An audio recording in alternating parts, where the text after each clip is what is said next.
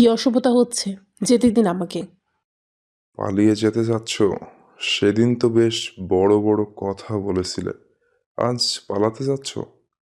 আমি কিন্তু একটা কথাও ভুলিনি। সমস্যাটা কি বলুন তো?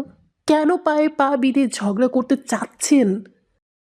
শুরুটা তুমি করেছিলে, আমি তো শেষটা টানছি। দেখুন, দেখছি, বলো। পথটা ছাড়ুন। আমি যেতে চাই।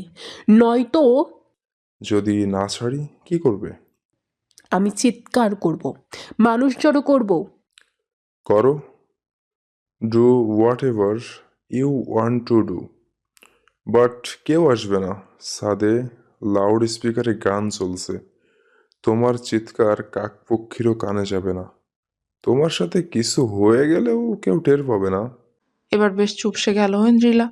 অভ্রের চোখের ভাষাটা বেশ ভয়ঙ্কর। অভ্র খেয়াল করলো ইন্দ্রিলার চোখগুলো লাল হয়ে গেছে এবং পানিও জমে গেছে। তাই ওর কানের কাছে মুখ নিয়ে ধীর এবং কড়া কণ্ঠে বলল, তাহলে অন্দ্রিলাও ভয় পাই। এবারের জন্য ছেড়ে দিচ্ছি।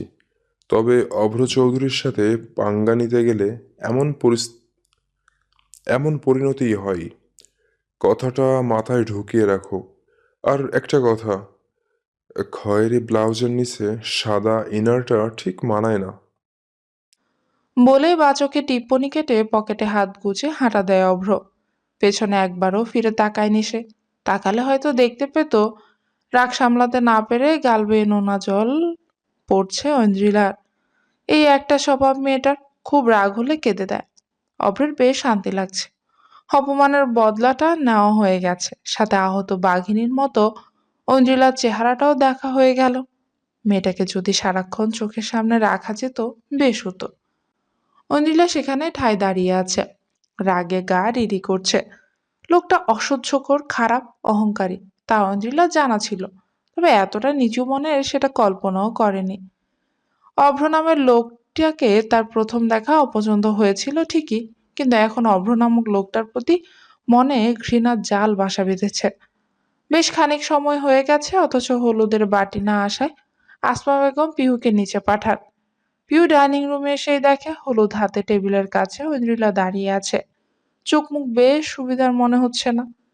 চোখ জোড়া, নাক বেশ লাল হয়ে আছে তার। পিহু ঐন্দ্রির কাঁধে হাত রেখে বলে, কি হয়েছে, তোকে এমন লাগছে কেন? পিহুর কণ্ঠস্বর সম্বিতে ফিরে ঐন্দ্রিলা নিজেকে সামলে নিয়ে বলে, তুই হলুদ নিয়ে উপরে যা। আমার শরীরটা ভালো লাগছে না। শরীর কি খুব খারাপ? আমি কি থাকবো তোর সাথে? লাগবে না। তুই উপরে যা। কত কাজ আছে বল। আমার একটু ভালো লাগলে আমি উপরে যাব। ঠিক আছে, নিজের খেয়াল রাখিস। দরজা লাগিয়ে দিস। সবাই আমরা উপরে তো। হুম। পিহু আর কথা বাড়ালো না, হলুদের বাটি নিয়ে উপরে ছুটলো। ঐন্দ্রিলা দিশার রুমে যেয়ে শাড়ি ছেড়ে দিল। খুব রাগ লাগছে, কেন যেন মনে হচ্ছে এখনো লোকটার অস্বস্তি তার গায়ে লেগে আছে। কেন যেন মনে হচ্ছে এখনো লোকটার অস্তিত্ব তার গায়ে লেগে আছে। দেরি না করে ওয়াশরুমের শাওয়ারের নিচে দাঁড়িয়ে পড়ে সে। দিশার হলুদের অনুষ্ঠান প্রায় শেষের দিকে। সব বড়দের হলুদ লাগানো শেষ। পিউ দিশার পাশেই ছিল। তখনই আহানা এসে তার কাছে দাঁড়। পিউকে একটু টেনে নিয়ে বলল, ভাবি শোনো না, আমি না ক্রাশ খেয়েছি। কি? হো, বড় সড়ো ক্রাশ খেয়েছি। কার উপর? ওই যে হলুদ রঙের পাঞ্জাবি পরা ছেলেটা। পিউ কৌতূহল চোখে তাকাতেই খেয়াল করলো আহানা তার কাউকে নয়, নীলাদ্রিকে দেখাচ্ছে। হলুদ পাঞ্জাবিটায় খারাপ লাগছে না লোকটাকে। হাতাগুলো ফোল্ড করে কোনোই অবধি ওঠানো। হাতের কালো ঘড়িটা স্পষ্ট দেখা যাচ্ছে। সিল্কি চুলগুলো কপালে পড়ে রয়েছে।